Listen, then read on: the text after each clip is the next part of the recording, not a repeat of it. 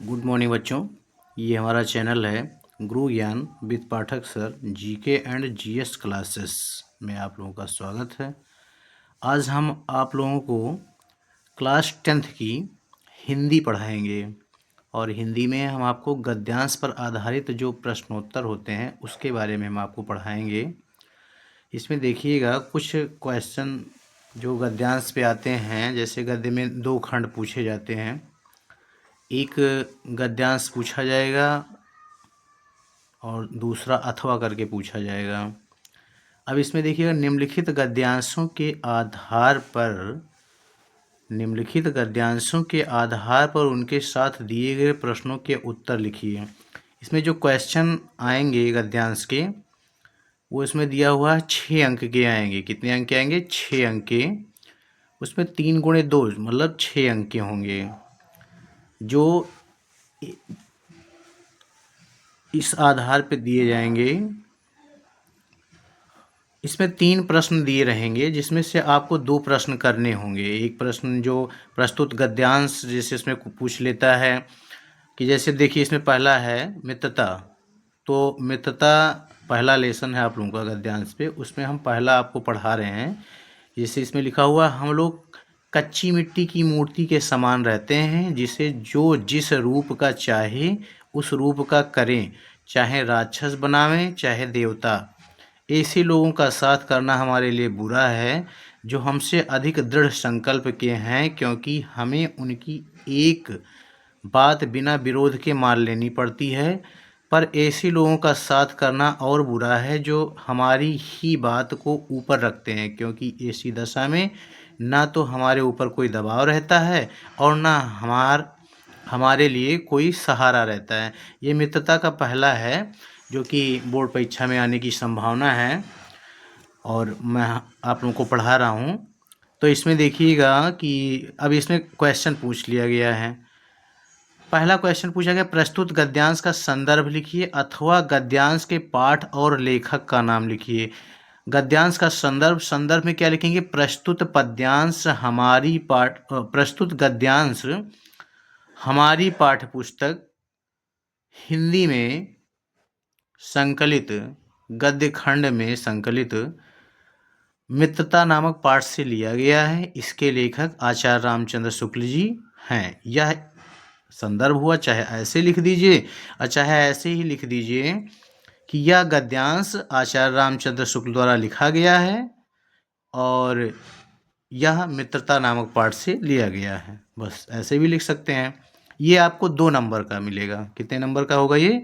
2 number का। अब नीचे 2 दिए गए हैं, 2 क्वेश्चन दिए गए हैं। देखिएगा नीचे 2 क्वेश्चन कौन कौन से दिए गए हैं। लिखा हुआ रेखांकित अंशों की व्याख्या कीजिए। क्या दिया हुआ है? रेखांकित अंशों की व्याख्या कीजिए। और अगला दिया हुआ है, किन लोगों का संगत करना हमारे लिए बुरा है। अब इन दोनों में से आपको एक लिखना है। रेखांकित अंशों की अगर आप व्याख्या करते हैं तो वह आपको 3 नंबर में मिलेगा, और किन लोगों का संगत करना हमारे लिए बुरा है यह करते हैं तो भी 3 नंबर मिलेगा। इन दोनों में से एक को आपको करना है। अब मान लीजिए रेखांकित अंशों की व्याख्या करनी है, तो इसमें क्या लिखा है? हम लोग कच्ची मिट्टी की मूर्ति के समान रहते हैं, जिसे जो जिस रूप चाहे उस रूप का करें, चाहे राक्षस बनावे चाहे देवता। यहाँ तक अंडरलाइन है और इसी का हमें अर्थ लिखना है। लेखक क्या कहता है? लेखक कहता है, इसका व्याख्या होगा कि लेखक कहता है कि जब व्यक्ति घर की सीमाओं से बाहर निकलकर सामाजिक जीवन में प्रवेश करता है, तो उस समय उसका स्वभाव कच्ची मिट्टी के समान होता है। कैसा होता है? कच्ची मिट्टी के समान होता है।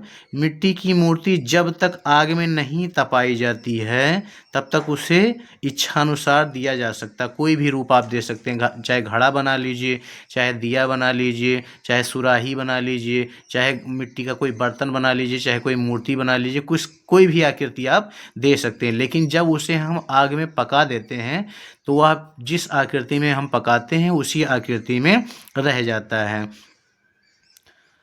उसी प्रकार जब हमारे स्वभाव और विचारों में दृढ़ता होगी, तब हमारे आचरण को मानव या मन चाहे रूप में ढाला जा सकता है।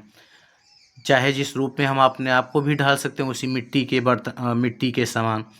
जैसे मिट्टी को किसी भी रूप में ढाल सकते हैं, वैसे हम अपने आप को भी वैसे ही रूप में ढाल सकते हैं, अपने आचरण के रूप में भी ढाल सकते हैं। जो भी हमारा आचरण है उसको हम उसी मिट्टी के समान भी, जैसे मिट्टी को किसी भी रूप में धारण कर सकते हैं, उसी प्रकार से हम अपने आप को भी किसी रूप में धारण कर सकते हैं।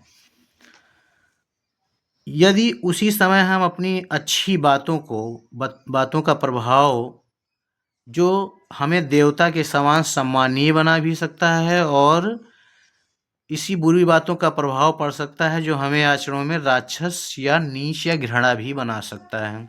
यहीं तक इसका ये अर्थ होगा। अब हम आप अपने जो हमारा आचरण है, जो एक अच्छा मित्र है, वह हमारे आचरण को चाहे तो बदल भी सकता है और चाहे तो हमें बर्बाद भी कर सकता है। अब हमें नीच बना देगा तो राक्षस प्रवृत्ति के हो जाएंगे, अच्छा बनाएगा तो देवता के प्रवृत्ति के हो जाएंगे। ये यहाँ तक का इसका अर्थ होगा। ये रेखांकित अंश हो गया। अब ये तीसरा इसमें पूछा है, किन लोगों का संगत करना हमारे लिए बुरा है। तो संगत जो है वो निम्नलिखित दो प्रकार से होते हैं। कितने प्रकार से होते हैं? दो प्रकार से। क्या लिखा है इसमें? किन लोगों के संगत करना हमारे लिए बुरा होता है। पहला है, निम्नलिखित जो दो प्रकार हैं उसमें से पहला है, ऐसे लोग जिसकी हर बात हमें बिना विरोध के माननी पड़ती हो। और दूसरा, ऐसे लोग जो सदैव हमारी ही बात को महत्व प्रदान करें अथवा रखें। ऐसे दो प्रकार से हमें क्या होता है? संगत का असर पड़ता है। ये हमारा क्या हो गया? गद्यांश हो गया। इस प्रकार के गद्यांश आपको लिखने होंगे। दूसरा गद्यांश भी देख सकते हैं, विश्वास पात्र मित्र के जीवन की एक औषधि है। हमें अपने मित्रों से आशा रखनी चाहिए कि उत्तम संकल्प से हमें दृढ़ करें, दोषों त्रुटियों से हमें बचाएं, हमारे सत्य, पवित्रता और मर्यादा के प्रेम को पुष्टि करें। जब हम कुमार्ग पर पैर रखें तब वो हमें सचेत करें, जब हम हतोत्साहित होंगे तब वो हमें उत्साहित करें।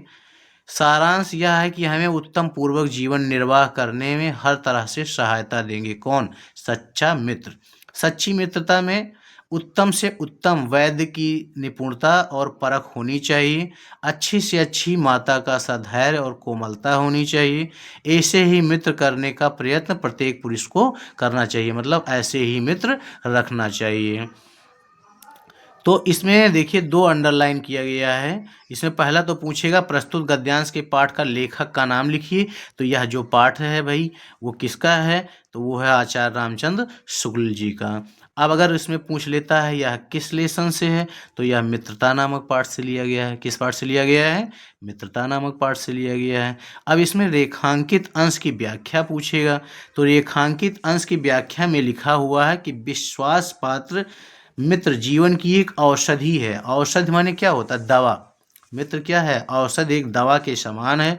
शुक्ल जी का कहना है कि एक मित्र जो अगर अच्छा मित्र है तो वह औषधि का कार्य करता है। जिस प्रकार से हमारे शरीर को अगर कोई रोग हो जाए तो उसे कौन बचाता है? औषधि बचाता है। उसी प्रकार से अगर विश्वसनीय मित्र है और मुझे कोई बुराई हो गई है मेरे अंदर, तो वह हमें अच्छे मार्ग पर ले जाता है और हमें उन्नत तथा सुंदर बनाता है। कौन? अच्छा मित्र। हमें अपने मित्रों से यह आशा रखनी चाहिए कि वह उत्तम संकल्पों से हमें दृढ़ करें, दोषों त्रुटियों से बचाएं, हमारे सत्य, पवित्रता और मर्यादा के प्रेम की पुष्टि करें। अब जो विश्वास पात्र मित्र होता है उसे चाहिए कि वह विश्वासी हो। क्या हो? विश्वासी हो, उस पर हम विश्वास कर सकें, वह हमें उत्तम मार्ग पर ले जाए, मतलब अच्छे मार्ग पर ले जाए और हमें अच्छे से अच्छे मार्ग की जानकारी प्रदान करे। हमें यह विश्वास कराए या हमें मतलब हमारे मन के विचारों को उत्पन्न करे, हमारे जो गलतियां हैं, बुराइयां हैं, उन सब से हमें बचाए और सत्यता के मार्ग, मर्यादा, सत्यता और प्रेम के प्रति हमें अग्रसित करे। किसी तरह की हमें हमारे अंदर कमी ना आने दे, हमारे बुराई से बचाए और बुराई की मार्ग से चलने पर रोके तथा उसे हटा करके सत्य मार्ग पर चलने की प्रेरणा प्रदान करें, कुमार्ग पर ना जाने दे। तब वे हमें सचेत करें, जब हम हतोत्साहित होंगे तब वो हमें उत्साहित करें। और अगर मान लीजिए कभी कभी जैसे हम किसी कारण से अगर निराशा हमारे अंदर आ जाए तो वह हमें आशा की ओर ले चले, हमें उत्साहित करें, नहीं ऐसा कार्य करिए तो आप अच्छा करेंगे। इस प्रकार से अगर हो तो वह क्या होगा, वह सच्चा मित्र होगा। ये आपका क्या हुआ, ये आपका रेखांकित अंश की व्याख्या हो गई। अब इसमें से कुछ क्वेश्चन भी पूछे हैं। व्यक्ति को अपने मित्रों से कैसी उम्मीद रखनी चाहिए, तो व्यक्ति को अपने मित्रों से कैसी उम्मीद रखनी चाहिए।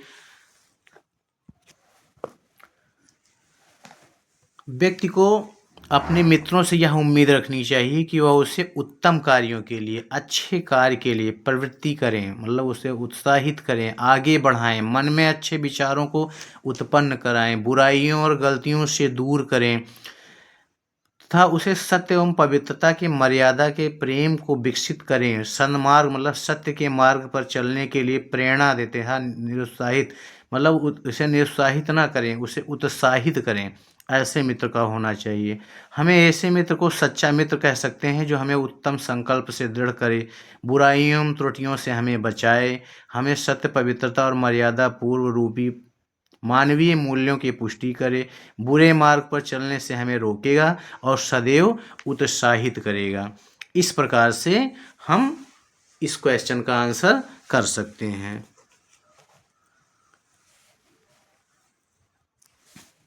अब अगला लेसन आप लोगों का है। मैंने एक लेसन से, पहले लेसन से आप लोगों को बता दिया है मित्रता नामक लेसन से। दूसरा लेसन आपका है ममता। ममता में देखिएगा लिखा हुआ है, पहला जो आपका है, रोहतास दुर्ग के प्रकोष्ठ में बैठी हुई ममता श्रोण के तीक्ष्ण गंभीर प्रवाह को देख रही है। ममता विधवा थी, उसका यौन श्रोण के समान उमड़ रहा था। मन में वेदना, मस्तिष्क में आंधी, आंखों में बरसात लिए वह सुख के कंटक शयन में विकल थी। वह रोहतास दुर्गपति के मंत्री चूड़ामल की अकेली दुहिता थी, फिर उसके लिए अभाव होना असंभव था, परंतु वह विधवा थी। हिंदू विधवा संसार में सबसे तुच्छ निराश्रय प्राणी है, तब उसकी विडंबना का कहाँ अंत था। अब इसमें भी देखिएगा, प्रस्तुत गद्यांश का संदर्भ लिखिए अथवा गद्य के पाठ और लेखक का नाम लिखिए। कभी भी कोई भी, सबसे पहले इस चीज़ का ध्यान दीजिएगा कि बोर्ड परीक्षा में कभी भी कोई भी अगर गद्यांश आता है या पद्यांश आता है तो उसका पहला ही क्वेश्चन जो होता है वह सबसे पहले क्या पूछा जाता है, संदर्भ ही पूछा जाता है। संदर्भ पूछा जाएगा या फिर गद्यांश का लेखक का नाम या उस लेसन का नाम, पाठ का नाम, ये पूछा जाएगा। अब इसमें गद्यांश में संदर्भ पूछा गया है। संदर्भ क्या है, प्रस्तुत गद्यावतरण हमारी पाठ्यपुस्तक हिंदी के गद्य खंड में संकलित ममता नामक कहानी से उद्धृत है और इसके लेखक जयशंकर प्रसाद जी हैं। ये आपका संदर्भ हो गया। अब उसके बाद है रेखांकित अंश की व्याख्या कीजिए। अगला क्या क्वेश्चन पूछ लिया है, रेखांकित अंश की व्याख्या कीजिए। रेखांकित कहाँ है, उसमें लिखा हुआ है मन में, क्या लिखा है, मन में वेदना, मस्तिष्क में आंधी, आंखों में बरसात ली, वह सुख के कंटक शयन में विकल थी। विकल मतलब क्या होता है, परेशान थी, दुखी थी। क्यों दुखी थी भाई, तो इसमें लेखक बता रहा है कि जयशंकर प्रसाद जी का कहना है कि रोहतास के महल के मुख्य द्वार के निकट अपने कमरे में उदास हृदय ममता सोन नदी के तेज प्रवाह को एकटक देख रही है। उसके मन में, हृदय में आंधी के समान तीव्र गति से वह अपनी भावी जीवन की चिंता से संदर्भित अनेक प्रकार के विचार उत्पन्न हो रहे थे। उसकी आंखों में दुख के आंसू निरंतर बह रहे थे। साथ ही महल की समस्त सुख सुविधाएं उसे शूल के समान कष्ट पहुंचा रही थीं। कोमल बिस्तर पर शयन पर भी उसे कांटों की सैया के समान प्रतीत हो रहे थे। यह इसका क्या हो गया, रेखांकित अंश की व्याख्या हो गई।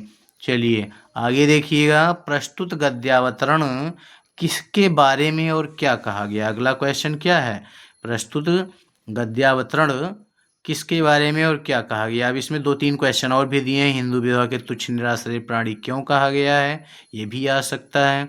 या फिर उपयुक्त गद्यावतरण में हिंदू विधवा की स्थिति कैसी है। गद्यांश के आधार पर संसार में सबसे तुच्छ निराश्रय प्राणी कौन है। ममता की वेदना का वर्णन अपने शब्दों में कीजिए। ममता कौन थी और उसकी क्या स्थिति थी। ऐसे क्वेश्चन ढेर सारे आते हैं। अब इसमें आंसर है, जैसे देख लीजिए इसमें क्या लिखा है, प्रस्तुत गद्यावतरण में अनेक किसके बारे में कहा गया है? प्रस्तुत गद्यावतरण में किसके बारे में क्या कहा गया? इसमें देखिएगा, प्रस्तुत गद्यावतरण में रोहिताश्व किले के अधिपति मंत्री चूड़ामणि की एकमात्र पुत्री ममता के विषय में कहा गया है, जो कि युवावस्था में ही विधवा हो गई थी। समस्त प्रकार की सुख सुविधाओं की उपलब्धता होने पर भी उसकी परेशानियों का अंत नहीं था। ये क्वेश्चन का आंसर है। अब अगर आप संदर्भ लिखते हैं तो 2 नंबर मिलेंगे, रेखांकित अंश की व्याख्या लिखेंगे तो 3 नंबर मिलेंगे। अब ये जो तीसरा क्वेश्चन आपको दिया रहेगा, चाहे रेखांकित अंश की व्याख्या वाला कीजिएगा और चाहे नंबर के आंसर करिएगा। दोनों में से केवल आपको एक ही करने हैं। संदर्भ वाला जो होगा वो 2 नंबर का होगा और रेखांकित अंश की व्याख्या जो होगी वह 3 नंबर की होगी। समझ में आया? अब इसमें से एक और हेडिंग बताते हैं, एक और गद्यांश बताएंगे जो कि आपके लिए इम्पोर्टेंट है। अब हम आपको जो बोर्ड परीक्षा में आने वाले हैं वही हम आपको पढ़ा रहे हैं। इस गद्यांश को आप अच्छे से पढ़ लीजिएगा, क्योंकि इसी गद्यांशों में से ही आपको गद्यांश बोर्ड परीक्षा में मिलेंगे। अगला देखिएगा, अगला है, जो तरुण संसार के जीवन संग्राम से दूर हैं, उन्हें संसार का चित्र बड़ा ही मनमोहक प्रतीत होता है। जो वृद्ध हो गए हैं, जो अपनी बाल्यावस्था और तरुणावस्था से दूर हट गए हैं, उन्हें अपने अतीत काल की स्मृति बड़ी ही सुखद लगती है। वह अतीत का ही स्वप्न देखते हैं। तरुणों के जैसे भविष्य उज्जवल होता है, वैसे ही वृद्धों के लिए अतीत वर्तमान दोनों का असंतोष होता है। तरुण भविष्य को वर्तमान में लाना चाहते हैं और वृद्ध अतीत को खींचकर वर्तमान में देखना चाहते हैं। तरुण क्रांति के सार्थक होते हैं और वृद्ध अतीत गौरव के संरक्षक हैं। उन्हीं दोनों के कारण वर्तमान सदैव क्षुब्ध रहता है और इसी से वर्तमान काल सदैव सुधारों का काल बना रहता है। ये आपका क्या है? अगला है जो कि बोर्ड परीक्षा में आने वाले गद्यांश हैं।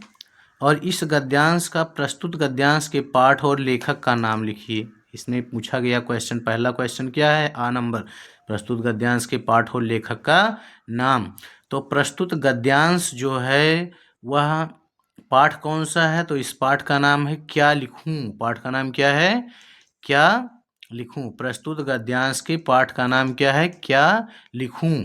और लेखक का नाम पूछा गया है, तो इसमें लेखक का नाम है श्री पद्मलाल पुन्नालाल बख्शी। संदर्भ अगर आता है तो लिखेंगे, प्रस्तुत गद्यांश हमारी पाठ्यपुस्तक हिंदी के गद्य खंड में संकलित श्री पद्मलाल पुन्नालाल बख्शी द्वारा लिखित क्या लिखूं शीर्षक ललित निबंध से उद्धृत है। और इसमें केवल ये पूछा है पाठ का नाम, तो इसमें लिखेंगे क्या लिखूं। लेखक का नाम श्री पद्मलाल पुन्नालाल बख्शी। अगला क्वेश्चन इसमें है, रेखांकित अंशों की व्याख्या कीजिए। अब रेखांकित अंश की व्याख्या करनी है। ये बहुत ही इम्पोर्टेंट है, हो सकता है इस वर्ष ये भी आ जाए, इसलिए इसको इम्पोर्टेंट वाले में लगा लीजिएगा। ये इम्पोर्टेंट क्वेश्चन आपके हैं गद्यांश। अब इसका अगला क्या है? रेखांकित अंश की व्याख्या कीजिए। रेखांकित अंश की व्याख्या। लेखक श्री पद्मलाल पुन्नालाल बख्शी जी का कहना है कि जिन नौजवानों ने संसार के कष्टों, समस्याओं और कठिनाइयों का सामना नहीं किया, उन्हें यह संसार बड़ा ही आकर्षक और सुंदर प्रतीत होता है, क्योंकि वह अपने उज्जवल भविष्य के स्वप्न देखते हैं, जीवन संघर्षों से बहुत दूर रहते हैं और दूर के ढोल तो सभी को सुहावने लगते हैं। जो अपनी बाल्यावस्था और जवानी को पार करके जब वृद्ध हो जाते हैं तो वे बीते समय के गीत गाकर प्रसन्न होते हैं। नवयुवकों से भविष्य दूर होता है और वृद्धों से उसका बचपन बहुत दूर हो गया होता है। इसलिए नवयुवकों को भविष्य तथा वृद्धों को अतीत प्रिय लगता है। ये पद्मलाल पुन्नालाल बख्शी द्वारा लिखा गया था। नंबर देखेंगे, वर्तमान समय सदैव सुधारों का समय क्यों बना रहता है? ये इसका क्वेश्चन का आंसर है। तो इसमें लिखेंगे, वर्तमान समय सुधारों का समय इसलिए बना रहता है क्योंकि प्रत्येक व्यक्ति, चाहे वह युवा हो अथवा वृद्ध, अपने वर्तमान से दुखी होता है। क्या होता है? वर्तमान से दुखी होता है। युवा अपने भविष्य के सुखद स्वप्न देखते हैं और वृद्ध अपने अतीत के सुखों का गान करते हैं। वर्तमान किसी को अच्छा नहीं लगता क्योंकि वह उनके सामने होता है। वस्तुतः जो भी हमें प्राप्त होता रहता है हम प्रायः उससे असंतुष्ट ही रहते हैं, इसलिए उसमें परिवर्तन करते रहते हैं। यही कारण है कि वर्तमान समय सदैव सुधारों का समय बना रहता है। ये 3 क्वेश्चन हैं। इन तीनों क्वेश्चनों में से 2 आपको करने होंगे। चाहे गद्यांश का संदर्भ लिख लीजिए और रेखांकित अंश लिख लीजिए, और चाहे आप ये वाला तीसरा वाला क्वेश्चन वर्तमान समय सदैव सुधारों के समय क्यों बना रहता है, इन तीनों में से आपको 2 क्वेश्चन करने होंगे। समझ में आया? अब एक इम्पॉर्टेंट और आपको इसमें बताया जाएगा इस लेसन का। दूसरा अगला देखिएगा, हमारी संस्कृति का मूल आधार इसी अहिंसा तत्व पर स्थापित रहा है। ये भी इम्पॉर्टेंट है, जो कि इस वर्ष भी ये भी आने की संभावना है। वेरी वेरी इम्पॉर्टेंट है, इसको भी देखिएगा। ये वेरी वेरी इम्पॉर्टेंट है, ये भी इस बार आने की संभावना है। ये हमारी भारतीय संस्कृति से लिया गया है। भारतीय संस्कृति के बार बार आने की संभावना रहती है। हमारी संस्कृति का मूल आधार इसी अहिंसा तत्व पर आधारित रहा है। जहाँ जहाँ हमारे नैतिक सिद्धांतों का वर्णन आया है, अहिंसा को ही उनमें मनुष्य स्थान दिया गया है। अहिंसा का दूसरा नाम, दूसरा रूप त्याग और हिंसा का दूसरा रूप नाम स्वार्थ है, जो प्रायः भोग के रूप में हमारे सामने आता है। हमारी सभ्यता ने जो भोग भी त्याग से ही निकाला है और भोग भी त्याग से में ही पाया है। श्रुति कहती है कि तेन त्यजतेन मुंजथा, इसी के द्वारा हम व्यक्ति व्यक्ति के बीच का विरोध, व्यक्ति और समाज के बीच का विरोध, समाज और समाज के बीच का विरोध, देश और देश के बीच के विरोध को मिटाना चाहते हैं। हमारी सारी नैतिक चेतना इसी तत्व से ओतप्रोत है। अब इसमें है प्रस्तुत गद्यांश का संदर्भ लिखिए। क्या लिखेंगे? प्रस्तुत गद्यांश का संदर्भ लिखिए। तो गद्यांश में क्या लिखेंगे? प्रस्तुत गद्यांश में संदर्भ लिखेंगे कि प्रस्तुत गद्यांश हमारी पाठ्यपुस्तक हिंदी के गद्य खंड में संकलित डॉक्टर राजेंद्र प्रसाद द्वारा लिखित भारतीय संस्कृति नामक निबंध से उद्धृत है। यह इसका संदर्भ हो गया। अगला है रेखांकित अंश की व्याख्या कीजिए। रेखांकित अंश की व्याख्या कीजिए। व्याख्या देखिएगा, रेखांकित अंश की व्याख्या।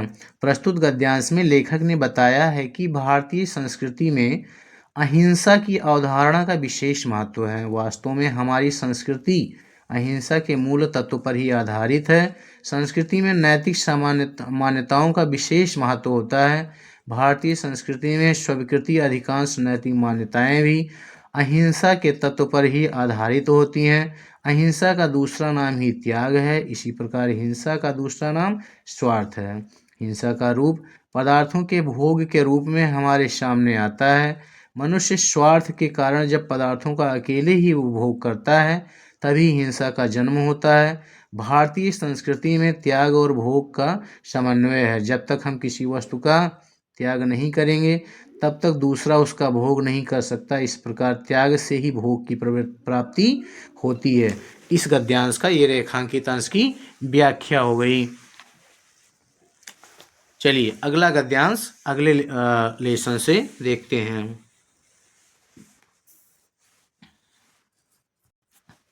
अगला लेसन देखिएगा। अगला लेसन है ईर्ष्या तू न गई मेरे मन से।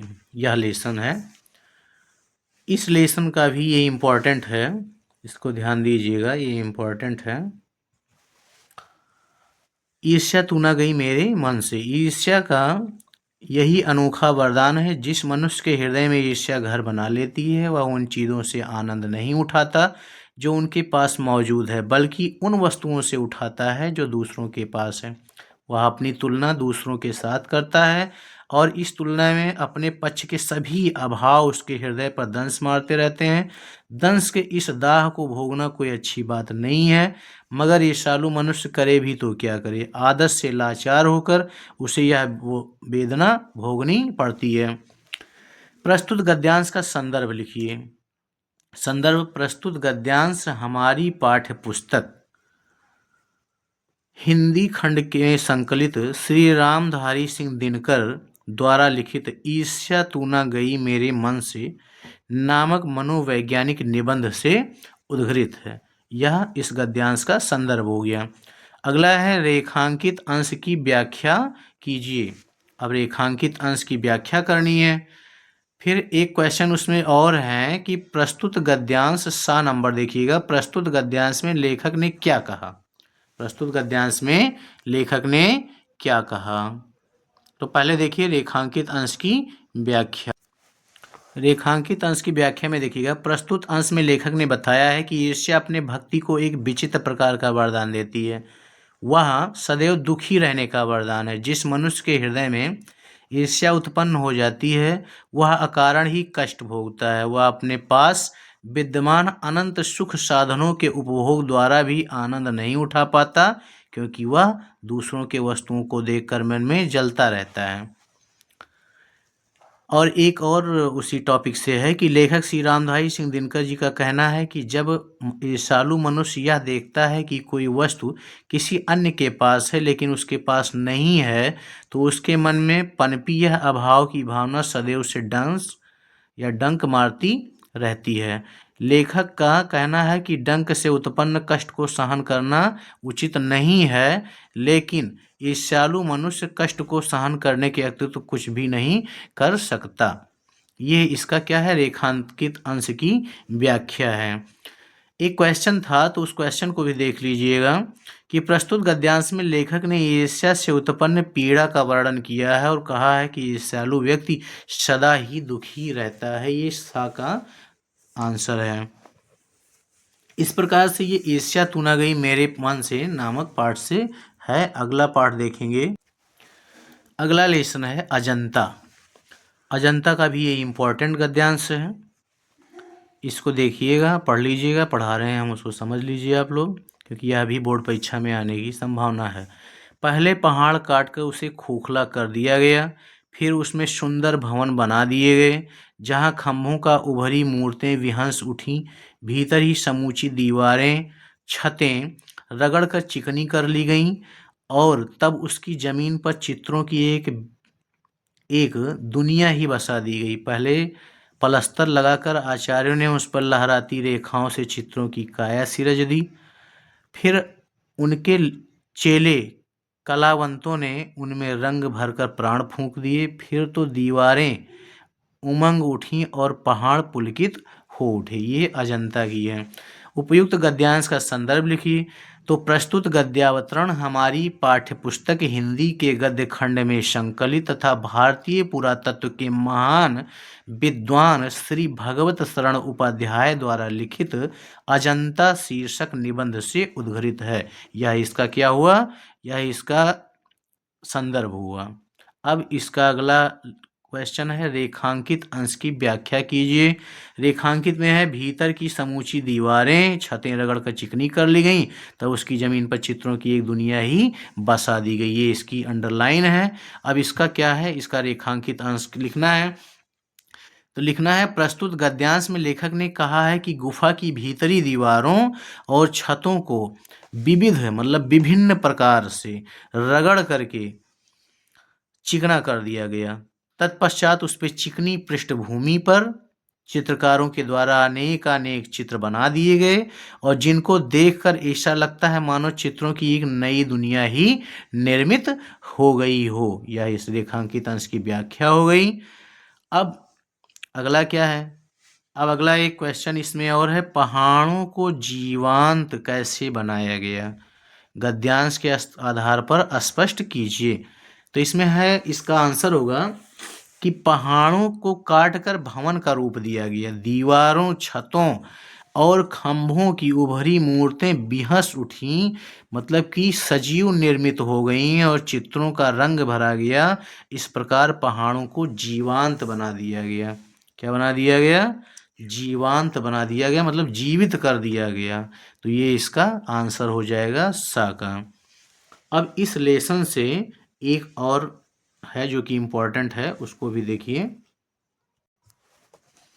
अगला है बुद्ध के इस जन्म की घटनाएं। अगला जो गद्यांश है ये 5वां गद्यांश है, जो कि ये भी इम्पोर्टेंट है, ये भी बोर्ड परीक्षा में आने की संभावना है। इसमें दिया गया है कि बुद्ध के इस जन्म की घटनाएं तो इन चित्र कथाओं में है ही, इसके पीछे जन्म की कथाओं का भी इसमें चित्रण हुआ है। पिछले जन्म का ये कथा जातक कथा कहलाती है। पिछले जन्म की ये कथा क्या कहलाती है? जातक कथा कहलाती है। उनकी संख्या 555 है और इनका संग्रह जातक नाम से प्रसिद्ध है, जिनका बौद्धों में बड़ा मान है। इन्हीं जातक कथाओं में अनेक अजंता के चित्रों में विस्तार के साथ लिख दी गई है। इन पिछले जन्मों में बुद्ध ने गज, कपि, मृग आदि के रूप में विभिन्न योनियों में जन्म लिया था और संसार के कल्याण के लिए दया और त्याग का आदर्श स्थापित करते हुए बलिदान हो गए थे। इस गद्यांश में बुद्ध के बारे में बताया गया है और बुद्ध के ये भी बताए गए हैं कि वो पिछले जन्म में किस किस रूप में थे। अब पहला क्वेश्चन देखिएगा, उपयुक्त गद्यांश का संदर्भ लिखिए। क्या है? उपयुक्त गद्यांश का संदर्भ लिखिए। प्रस्तुत गद्यांश हमारी पाठ्य पुस्तक हिंदी के गद्य खंड में संकलित अजंता नामक पाठ से लिया गया है। इसके लेखक श्री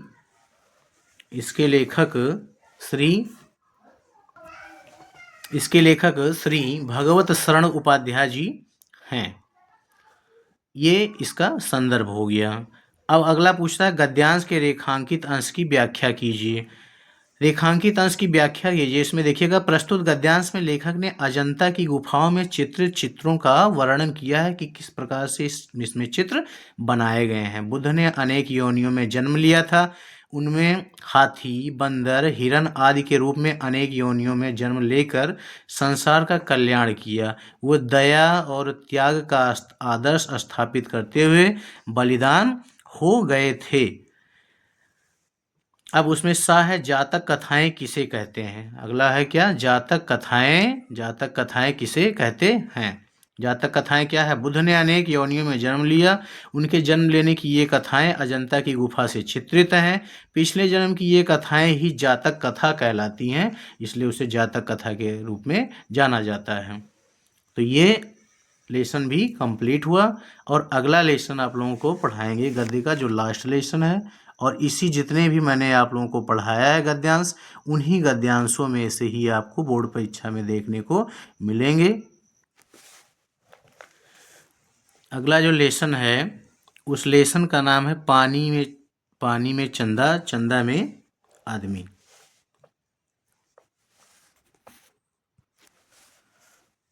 अब ये अगला है लेसन जो है वो है पानी में चंदा और चांद पर आदमी। ये इम्पॉर्टेंट है, वेरी वेरी इम्पॉर्टेंट आपका है। ये आने का इस बार संभावना 100% है। और इसमें लिखा है, इस गद्यांश का जो है वो जयप्रकाश भारती द्वारा लिखा गया है और इस लेसन का नाम है पानी में चंदा और चांद पर आदमी। अब इस गद्यांश को हम देखेंगे। मानव मन में सदा से ही अज्ञात के रहस्यों को खोलने और जानने समझने को उत्सुक रहा है। जहाँ तक वह नहीं पहुँच सकता था वहाँ वह कल्पना के पंखों पर उड़कर पहुँचा। उनकी इसी अनपढ़ और अविश्वसनीय कथाएं उन्हें सत्य के निकट पहुंचाने में प्रेरणा शक्ति का काम करती रही हैं। अंतरिक्ष युग का सूत्रपात 4 अक्टूबर 1997 को हुआ था, जब सोवियत रूस ने अपना पहला स्पुतनिक छोड़ा और प्रथम अंतरिक्ष यात्री बनने का गौरव यूरी गागरिन को प्राप्त हुआ। अब इसमें बहुत सारे क्वेश्चन बन रहे हैं। अंतरिक्ष का सूत्रपात कब हुआ? तो इसमें 4 अक्टूबर 1997 को हुआ। किसने किया? तो सोवियत रूस ने किया। उसका नाम क्या था? तो उसका पहला नाम स्पुतनिक था। और प्रथम अंतरिक्ष यात्री का क्या नाम था? तो प्रथम अंतरिक्ष यात्री का नाम यूरी गागरिन था। कहाँ गया था? तो चांद पर गया था। तो ये इतने सारे क्वेश्चन इसके बन रहे हैं। अब पर हमें ये गद्यांश देखना है। आप गद्यांश देखिए कि प्रस्तुत गद्यांश का संदर्भ लिखिए। तो देखेंगे कि प्रस्तुत गद्यांश हमारी पाठ्य पुस्तक में संकलित हिंदी खंड में संकलित पानी में चंदा और चांद पर आदमी नामक पाठ से लिया गया है, जिसके लेखक श्री जयप्रकाश भारती जी हैं, जो कि एक निबंध संग्रह से उद्धृत है। पानी में जो चंदा और चांद पे आदमी है वो किस संग्रह से है? वह निबंध संग्रह से उद्धृत है। अब इसमें रेखांकित अंशों की व्याख्या कीजिए। अगला क्वेश्चन क्या है? रेखांकित अंशों की व्याख्या कीजिए।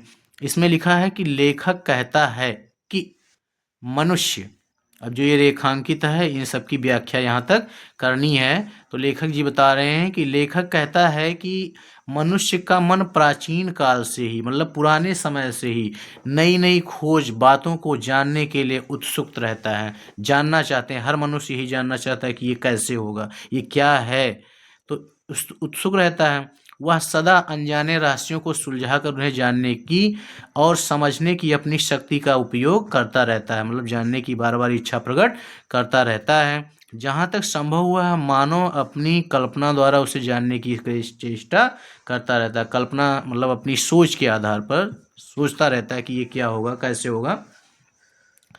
उसे अज्ञात रहस्यों के विषय में अनेक कल्पनाओं का भी निर्माण करना होता है कि कैसे कल्पना किया गया, कैसे जानकारी हुई, इन सब चीज़ों का निर्माण भी करता रहता है, खोज करता रहता है, बनाता रहता है। ये रेखांकित अंश है। इसमें भी देखिएगा अंतरिक्ष, यहाँ तक भी देख लीजिए। लेखक कहता है कि मनुष्य चाहे वह अपने कल्पनाएं सत्य पर हो, निराधार मालूम पड़े, चाहे वह कल्पनाओं के आधार पर प्रयास करता रहे, उसे सत्य के निकट पहुंचने की प्रेरणा प्राप्त करती ही रहती है या शक्ति प्रदान करती ही रहती है। अगला है क्वेश्चन इसमें 7 नंबर, मानव की विकास यात्रा महादेवी जी ने कैसे स्पष्ट किया? तो इसका आंसर देखेंगे कि मानव की विकास यात्रा को महादेवी जी ने एक वाक्य, पहले पानी में चंदा को उतारा जाता था और आज मानव चांद पर पहुंच गया, यह निबद्ध कर दिया है। ये महादेवी वर्मा जी ने बताया था। तो अगला इसी में 3-4 क्वेश्चन दिए गए हैं। इसमें और भी हैं, जैसे प्रस्तुत गद्यांश में लेखक ने मनुष्य की किस प्रवृत्ति को स्पष्ट किया है? तो इसमें मनुष्य की उत्सुकता और मनुष्य की नई नई खोज करने की तत्परता और शक्ति तथा उसके संभव प्रयास करने के बारे में, उसकी चेष्टा के बारे में, आज चीज़ों के बारे में बताया गया है। अगला है अंतरिक्ष युग का सूत्रपात कब हुआ? तो जैसे अंतरिक्ष युग का सूत्रपात 4 अक्टूबर 1997 को हुआ।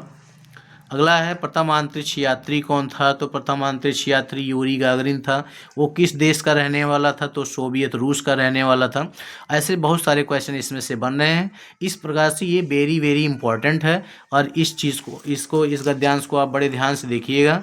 और मैंने आज गद्यांश आप लोगों को पढ़ा दिया है। जितने गद्यांश मैंने आप लोगों को पढ़ाए हैं वो बोर्ड परीक्षा में 100% आने की संभावना है। ये क्लास को गद्यांश के क्लास 10th हिंदी के गद्यांश के बारे में पढ़ाया है। ये आपका गद्यांश कंप्लीट हो गया है। आपका जो मैंने जितने भी गद्यांश आप लोगों को पढ़ाए हैं उन्हीं गद्यांशों में से बोर्ड परीक्षा में आने की 100% संभावना है। आप लोग इस गद्यांश को अच्छे से तैयार कर लीजिएगा और तैयारी करके आप बोर्ड परीक्षा में जाइएगा। इस गद्यांश में से आप जो भी मिलेंगे सबसे पहले आप उस गद्यांश को कंप्लीट कर लीजिएगा। इस गद्यांश में 3 क्वेश्चन आपसे पूछे जाएंगे, आ, बा और सा। आ में आपके प्रस्तुत गद्यांश का संदर्भ और पाठ का नाम, लेखक का नाम पूछा जाएगा, जो कि आपका कंपलसरी है। ये 2 नंबर का आपका होगा। दूसरा नंबर है बा नंबर, जो उसमें रेखांकित अंशों की व्याख्या आपसे पूछी जाएगी, जो कि आप रेखांकित अंश की जब अगर व्याख्या कर लेंगे तो आपको 3 नंबर मिलेंगे। फिर उसमें सा तीसरा जो है आपका सा नंबर, वो मतलब आपको क्या करना होगा, उस सा नंबर में आपको क्वेश्चन करने होंगे। जितने भी क्वेश्चन आपसे पूछ ले जाएँ 1 2 3, उन सा में आपको तीनों करने होंगे, या एक पूछा जाए 1 ही करना होगा, 2 पूछा जाए 2 ही करना होगा। अगर आप उसको करते हैं तो उसमें गद्यांश पूछे जाते हैं बोर्ड परीक्षा में। आप इन 6 नंबर को कंप्लीट कर लीजिएगा। चलिए ठीक है, धन्यवाद। आज के लिए बस इतना ही। आपका गद्यांश कंप्लीट हो गया है। कल हम आप लोगों को फिर आगे का पढ़ाएंगे पद्यांश। उस पद्यांश को भी कल आपको हम दूसरी वीडियो में, जो कि हिंदी पार्ट 2 के नाम से होगा, उनको क्लास 10th हिंदी पार्ट 2 के नाम से होगा, उसको हम आपको कंप्लीट करवा देंगे। ठीक है, धन्यवाद। जय हिंद, जय भारत।